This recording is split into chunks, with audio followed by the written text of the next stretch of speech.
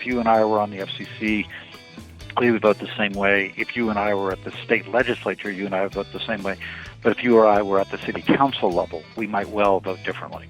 Hi again. You are listening to the Community Broadband Bits podcast from the Institute for Local Self-Reliance, and this is Lisa Gonzalez. We last spoke with Blair Levin on the Community Broadband Bits podcast in the spring of 2013. He's back again to engage in a friendly debate with Chris on public versus private investment in broadband infrastructure. The two compare notes on the pros and cons of each approach this week as a way to eventually achieve universal access. Blair is currently a senior fellow with the Brookings Institute Metropolitan Policy Project and is running the Gig-U project. He's also the former executive director of the National Broadband Plan and was chief of staff to the FCC during the Clinton administration. We certainly are lucky to have him as a guest. Each week, ILSR produces the Community Broadband Bits podcast in order to share information on publicly owned networks and related telecommunications issues. We hope you'll consider contributing to our advertisement-free efforts. Please visit ilsr.org and click on the orange Donate button. Here are Chris and Blair.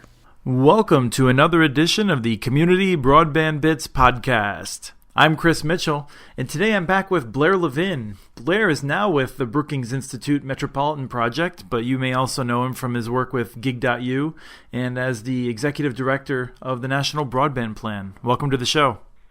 Thank you very much. So Blair, you and I have had some, I think, great discussions in the past. One of the things that becomes quite clear is that you and I agree on the vast majority of facts and even theory, which is that we both agree that there's a problem in the United States, that we need more investment in better networks, and that we're afraid the incumbents aren't doing a good enough job. I think that's a way of summing it up, perhaps. I articulate it slightly differently, which is simply, and this really comes out of my work with the National Broadband Plan, which is that today in the United States we have for most communities, a cable versus copper framework. And there's a big problem with that, which is that over time, bandwidth constraints will constrain innovation and economic growth and social progress.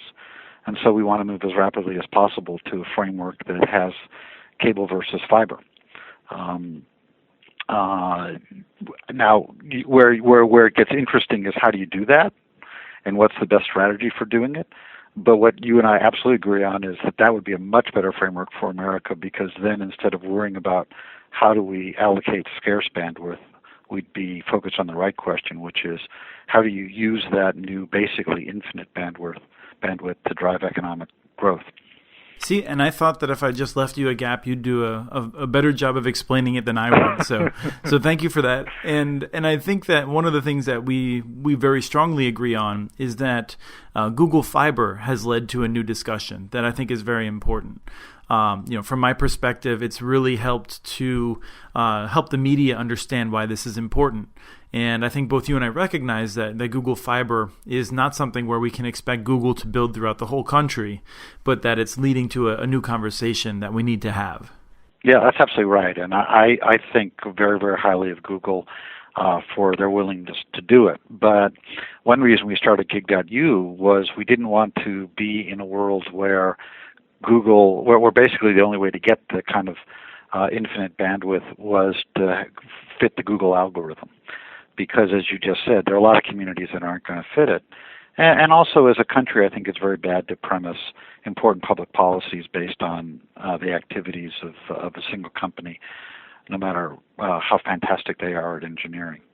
So the Google Fiber project, which actually grew out of discussions we had with them at the plan, the really amazing moment that demonstrated the truth of what you had said earlier was when 1,100 communities applied.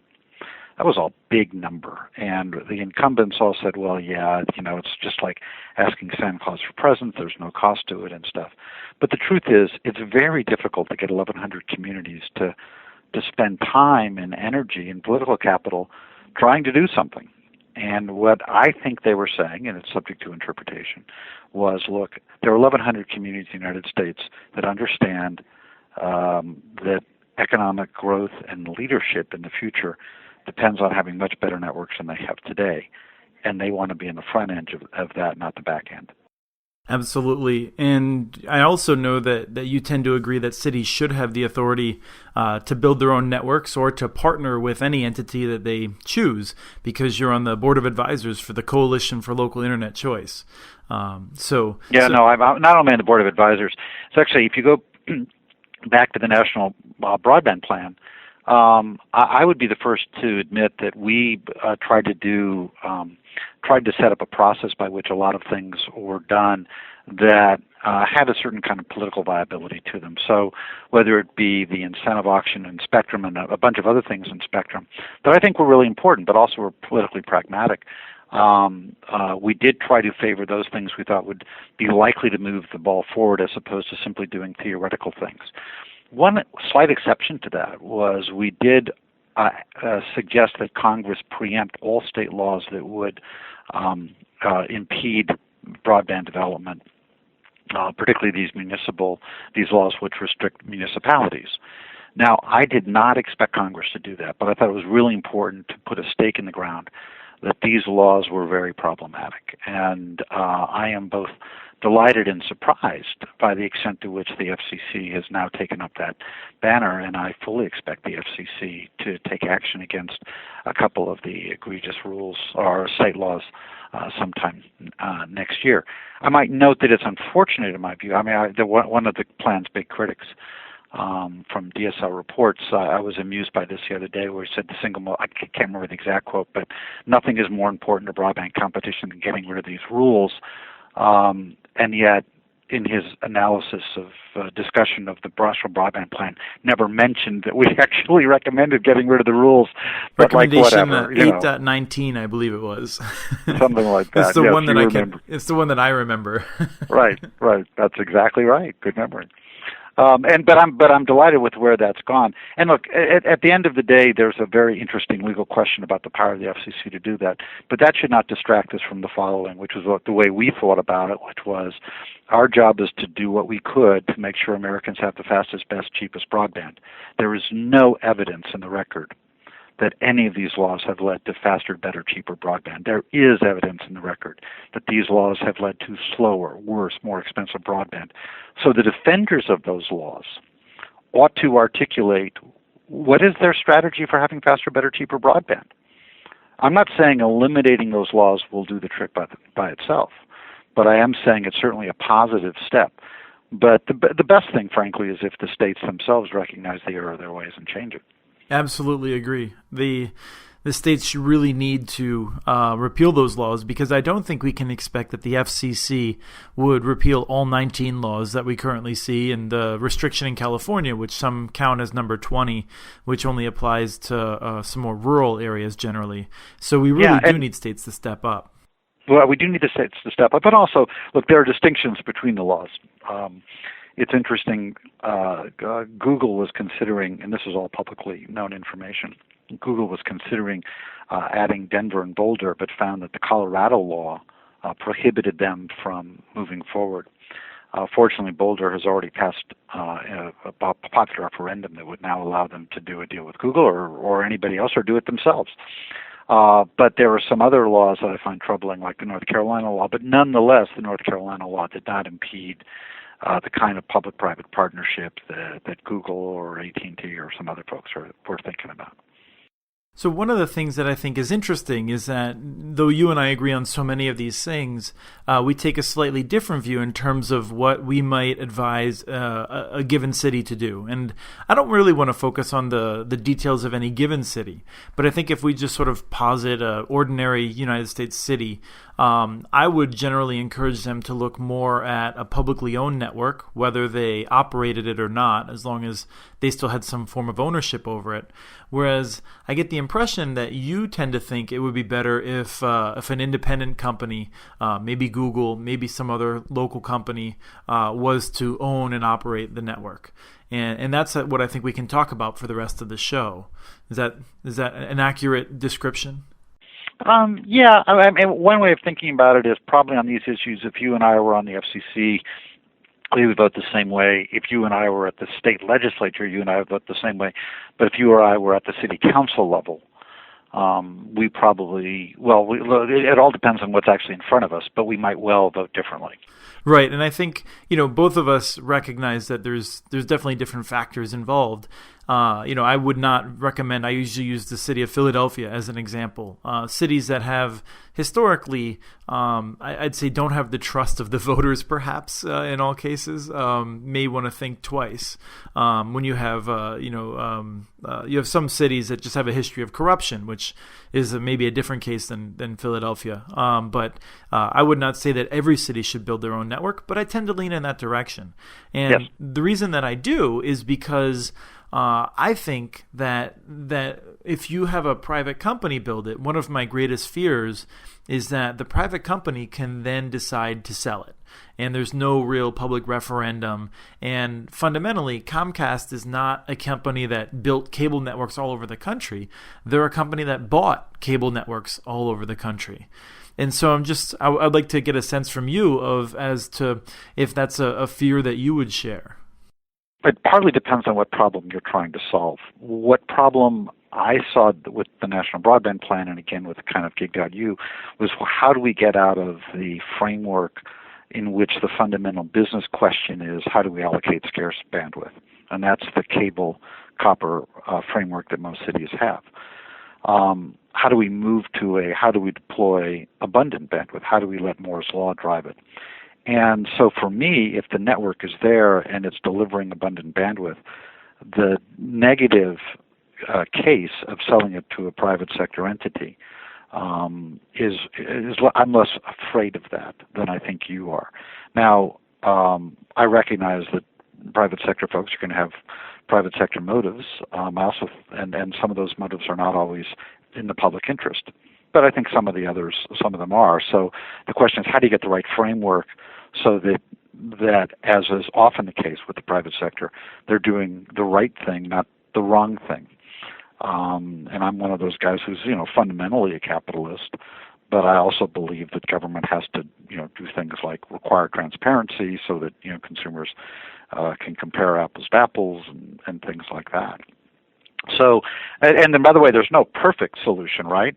I mean, the fact that they can sell it, I'm not sure what the problem down the road is, but there are other problems that we could talk about with public ownership that is not really about corruption. It's just about the nature of the public sector to be able to do certain kinds of functions well. I absolutely agree that there's no perfect solution. And in many cases, I view this very much as, in some cases, giving a community the maximum opportunity to fix mistakes that may occur as they go along. And I would also say that, when you say I'm a capitalist, it's hard when you're having a conversation in the United States. I tend not to understand what people mean by capitalist, and so I just want to say that I'm also fully in favor of markets working and that sort of thing. That's actually a very fair point, and probably I should have articulated that a different way. But one of the things that I think is a problem, and by the way, it's also a problem with certain public-private partnerships, is that there's a high level of risk capital that is involved here. If we were starting with a blank piece of paper, if you had a brand new city, I would say the city should build fiber and then have a wholesale offering and then have a bunch of retail opportunities on top of it. Absolutely. That's probably, if you're doing greenfield in a brand new city, that makes sense. But in today's market, what Google is doing, and what the folks in Champaign-Urbana, who we worked with to help those communities, which were Gig.U members, get a gigabit network, or the folks in Louisville, Kentucky, or the folks in Portland, Maine, they're private companies who are investing risk capital, and that capital is at risk. There's no guarantee. You're not getting a monopoly like AT&T got in 1913, or the cable industry got. They don't actually like to talk about it that much, but they got a monopoly in the 60s and 70s and 80s in the franchises. It was prohibited from competing with them.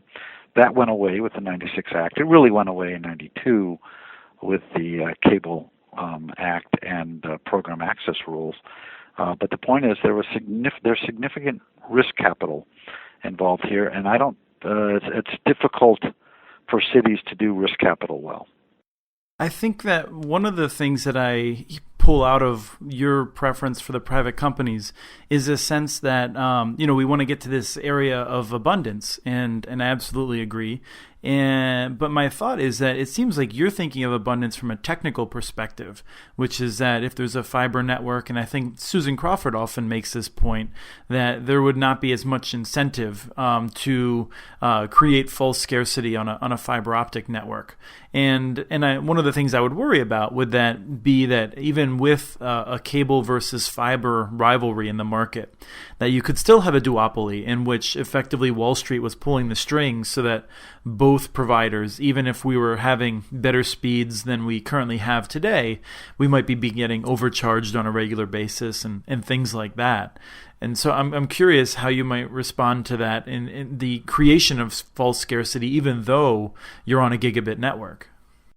Well, I think it's a really good question, and there's actually an example in the world of it happening, right? Which is the Verizon FiOS strategy, which I also admired, but I think in the fullness of time we start to recognize that Verizon probably made a mistake in trying to match cable speed as opposed to doing what Google Fiber is doing, which is to completely overwhelm cable's advantage. That is to say, instead of saying, I'm going to have the same thing plus a bunch of other things, so I'll have a better total value proposition, what Google is saying is we will be 20 times better than cable at the same price point. I'm nodding my head furiously. Yeah. And so that's a very good point. I think one of the great things about with Google Fiber and a lot of other communities have been a ton of gigabit announcements. So we'll see in 2015 and 16 the extent to which they play out. But we are starting to see a changed kind of consumer expectation that they want to have not just kind of good networks, but best in the world networks, world-leading networks. Once we have those, and I think the consumer expectation is there, I think it'll be a while before we have a danger of scarcity again. I'm being older than you, Chris. I kind of worry about what is it that we can do that can solve the problem for like 10 years as opposed to 30 years. So I appreciate some people who, my friend Professor Benkler of Harvard, who is a really thoughtful and interesting guy, and we disagreed about a lot of stuff, but he once came to me and was concerned that cable would max out at 5 gigs on their network, and that this was really going to be a big problem for the country. And I said, well, the person who writes the second or third or fourth or fifth national broadband plan will be the one to worry about what happens when we need more than 5 gig networks. Put that under the category of problems you want to have. Yes, exactly. That would be a wonderful thing. But I think in the near term, in terms of really moving the ball forward quickly, if you could take the kind of thing that Google Fiber is doing and offer just way beyond what people are currently using. And the key point here being, what that means is that the incremental cost of adding speed is basically zero. And so people don't, in the current market, there's actually an incentive to have a little bit of a tying off the scarcity and throttling, because it moves people to the kind of the higher tiers. Well, there's a good reason why in Kansas City, I think that this was true at one point, I think it's still true, Time Warner Cable has like 9 different offerings because they're trying to figure out who you are and how they can move you up to the next tier, whereas Google basically just has 2 tiers, the gigabit, which is kind of unlimited for $70, and kind of a starter kit, 5 megs, which by the way is better than the current low end, which I think is 1 or 2 in the DSL bucket, but at an almost low, at an incredibly low price. We have some people who might be thinking you're forgetting that they have also the ability of the TV channels, but I think you're talking about specifically they basically have 2 internet speeds you can have. That's right. DSL type speed or gigabit, and if you have gigabit, then you could also get cable television if you would like. That's correct, for an extra $50 on top of that. That's right. Well, I've taken a couple of shots at your leaning toward the private sector ownership. You alluded to some things you think that the public sector does not do as well, and I'm just curious if you want to raise those and give me a chance to force. Sure, I'll give you a chance. Exactly, as I know you will. Well, one is risk capital, as opposed to kind of what you might think of as utility capital, and those are two different kinds of. The market treats them differently. One, you really have to evaluate the risk of never getting your capital back. The other, what you're really addressing, is kind of what is the rate of return relative to inflation and all kinds of other things. So it's a very different kind of market. Cities are very good at raising utility capital for parking lots, for electric and sewer and stuff like that. I, in fact, used to be a bond lawyer and I'm familiar with that. But I think this kind of thing, particularly given the market structure we have today, involves risk capital, which is not what cities do well. The second thing is management, technology management. I am very impressed by a number of cities and the CIO who have great CIOs. And I think one of the things the Obama administration should get more credit for, but they never will because it's just not the kind of thing that presidents get credit for, is they brought in some very good technology folks. But the truth is, it's very difficult to attract the kind of technological management that you need to operate these networks on a government payroll and with civil service and all kinds of other things. There are all kinds of different reasons for that, but that's a second problem. And the third problem, which is related, by the way, is a scale problem. In other words, there's a reason why Comcast or AT&T have a bunch of advantages in terms of how they buy equipment, in terms of how they buy programming, in terms of how they buy the relationships with certain devices like set-top boxes. You need to have a certain scale to make those things work efficiently. It's difficult. There are small rural companies who do it without scale, but they often do it with government assistance, the Universal Service Program, or because they effectively have a monopoly. But in that local market. But when you're talking about larger cities, even with a large city, it's very difficult to have an internet service provider who is only operating in one place. So those are three things that, I can see scenarios in which, like in Wilson or Chattanooga, where, for various reasons, those three things were overcome. But I think generally I would be skeptical if I were on a city council of a proposal to have the city operated starting with those three things, so those are not the only three things. Yeah, I think that makes a lot of sense. Those are good criticisms, and I'd respond to each one in different ways. The risk capital, I think, is interesting because I do think that if we wanted to see more Chattanoogas and Wilsons, the risk capital would be the biggest limiting factor. I don't see that that's going to be the model that we're going to see a lot of cities moving forward with. And I think one of the things that I think about as someone who wants to encourage as much public ownership as is feasible is to figure out how to make it so we don't have to involve risk capital by doing incremental phased builds and figuring out how to, for instance, I've been talking in a number of different places I've given presentations about, is the idea of modestly raising property taxes to build an open access fiber network.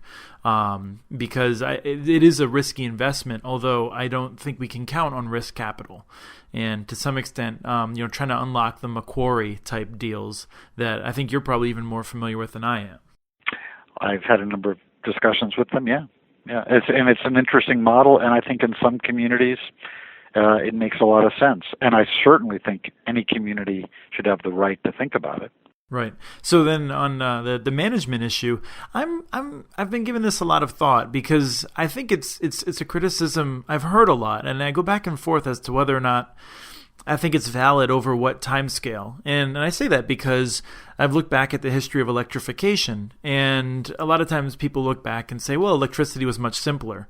Well, in many ways, I think it wasn't. People were getting electrocuted on a regular basis. Every day there was a newspaper story about linemen somewhere in the country being electrocuted. It was an incredibly challenging business, and many argued that cities didn't have the savvy and the ability to get those people. And I think the record is proven that when it came to electricity, that cities did very well, and even I would say better than the private sector.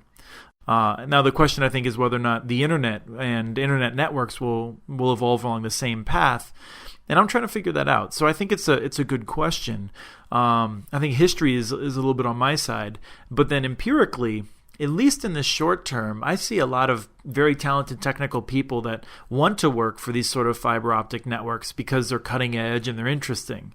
Now, I don't know what happens after that sort of initial time period fades away, but it's a good question, and I don't want to make the show too long by spending too long on it, but so I'm gonna dodge that one with that excuse of time. It's a host prerogative, let's call it.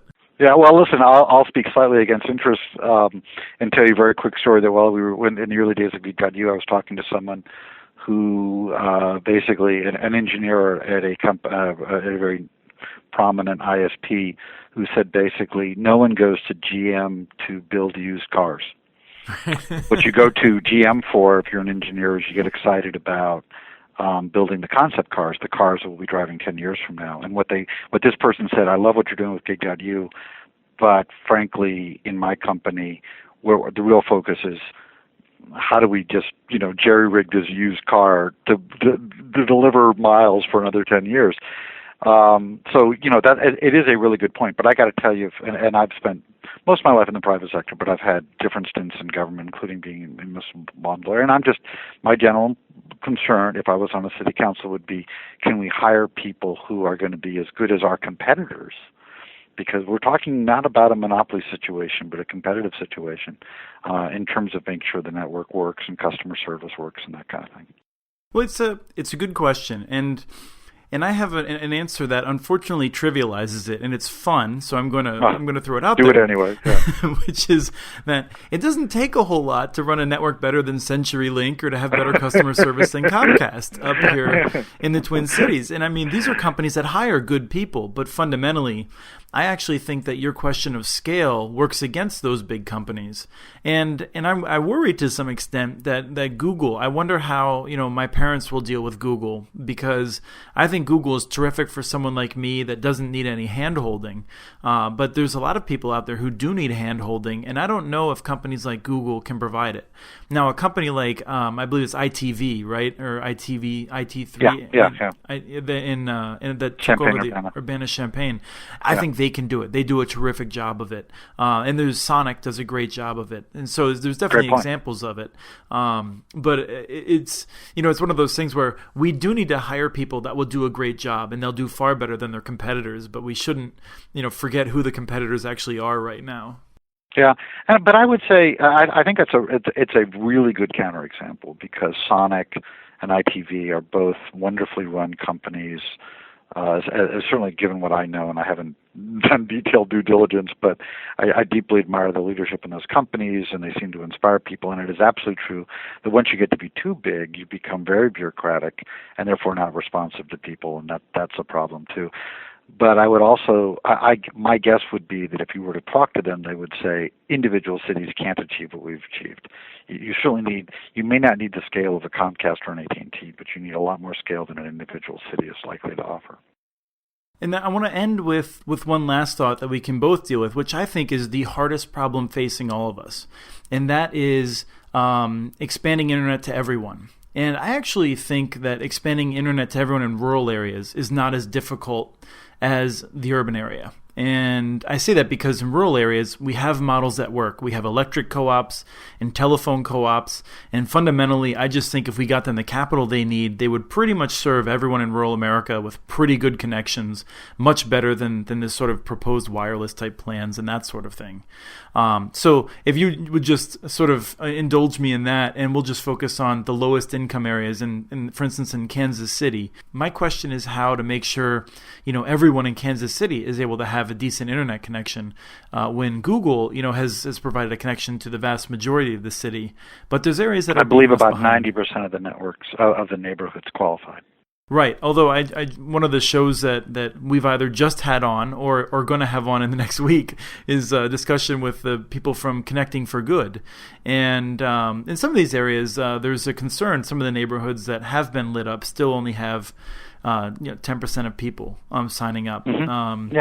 So I mean, Can I ask I'm happy to answer that, and there's a couple of answers I think are often ignored, but let's just start with the following question. Is there anyone in Kansas City who's worse off because Google came? And this is the question where I usually say, at this moment in time, no.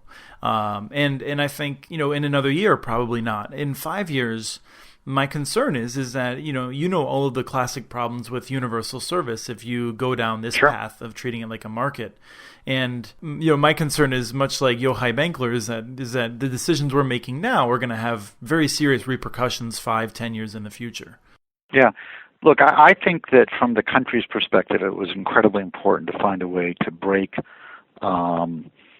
the investment paradigm of 2009. And that investment paradigm was fundamentally that both cable and the telcos were both better off if they chose not to invest in next generation networks.